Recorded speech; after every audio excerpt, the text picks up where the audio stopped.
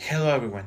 Today we're going to talk about how words store and exist in the human mind, a topic studied in psycholinguistics.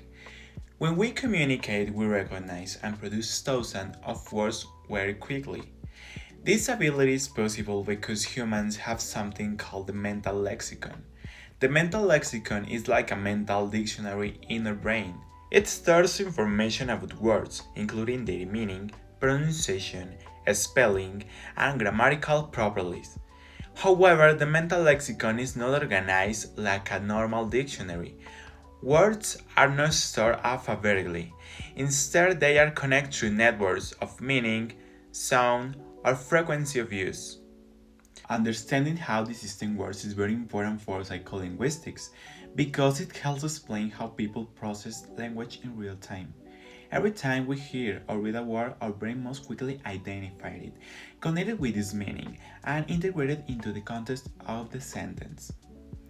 This process happens in a fraction of a second. For example, when we hear the beginning of a word, our brain automatically activates several possible words that share similar sounds. Then, based on context and frequency, the brain selects the most appropriate word. Because of this rapid and complex process, researchers have developed different theoretical models that explain how words are stored in memory and how they are retrieved during language comprehension and production. In this video, we will explain some of the most important models that describe how lexical information is stored, accessed, and retrieved, and how these models help us understand word recognition during real communication. One important model that explains word recognition is the cohort model, proposed by William Mersenne Wilson in 1987. According to this model, when we hear the beginning of a word, our brain activates a group of possible words that start with the same sound. This group is called a cohort. For example, if we hear the sound can, our brain may activate words like candle, candy, canvas, or canyon. As we hear more sounds from the word, our brain eliminates the incorrect candidates until only one word remains. This process happens extremely fast and allows us to recognize words in real time while listening. The cohort model shows the word recognition is incremental. No. The cohort model shows that word recognition is incremental, meaning that our brain processes speech as it unfolds, not after hearing the entire word. This model helps explain how people understand spoken language quickly in everyday conversations. Another important theory is the logical model, proposed by John Morton in 1969. In this model, each word in our mental lexicon is represented by a unit called a logicon. A logicon collects information from different sources, such as visual input, sound, and context. When we hear or see a word, information begins to activate the corresponding logicon. Once the activation reaches a certain threshold, the word is recognizing. One key idea of this model is that frequency words have lower threshold. This means that common words like house or people are recognized faster than rare words. Context also plays an important role. For example, in one sentence, I drink coffee with milk and sugar. The context helps our brain pretending the word sugar, making recognition faster. The logical model explains how frequency and context influence the word recognition in every language. Another influential model is the spreading activation model proposed by Collins and Loftus in 1975.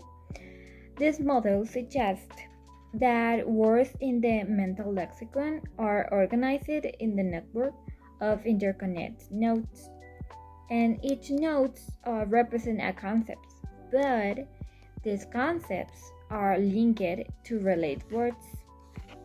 When one word is activated, the activation spreads to relate the concept in the network.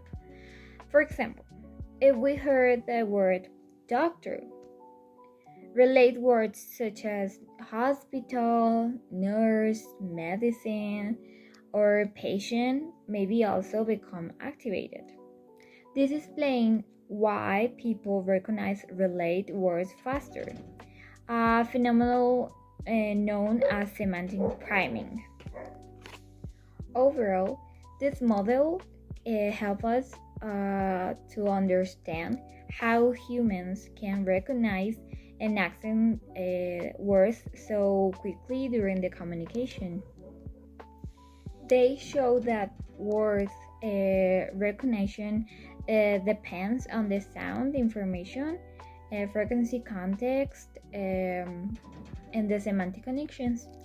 In conclusion, studying lexical storage and access help us better understanding how language works in the human mind and how we process words in everyday communications.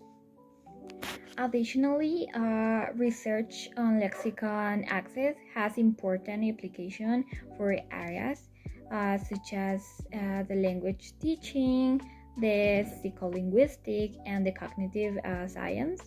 Understanding how words are stored and retrieved can help educators design more effective vocabulary learning strategies, and can also support the development of tools for language learning and speech recognition technologies. So this is the end of the video. Thank you for watching.